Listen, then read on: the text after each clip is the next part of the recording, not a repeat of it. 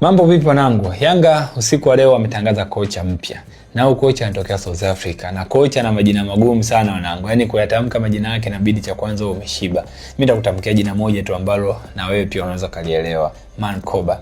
Huyu kocha kabla hajaja Yanga ametokea klabu moja inaitwa Golden Arrows. Hii klabu bwana kwa takwimu zake komenti zimekuwa ni nyingi sana pale kutoka South.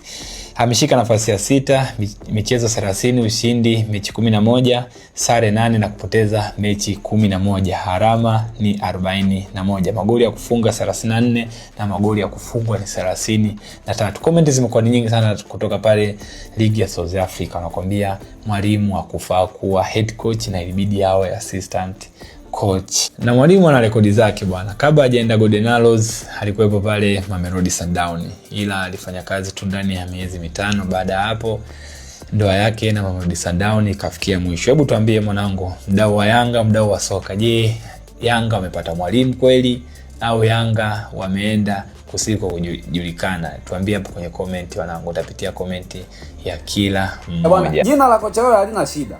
Yaani kuliandika unaweza kaliandika vizuri tu. Shida kipengele kipo kwenye kulitamka. Jinsi ya kulitamka hilo jina. Sasa katika pita zangu jinsi ambavyo nimesikia wa South Africa wenyewe kule, kwa sababu hiyo kocha ni Msouth.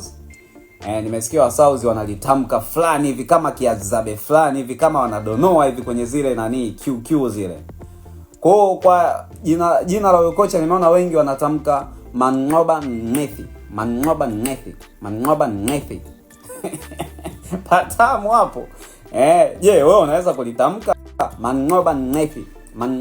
Mankoba Ngethi. Coach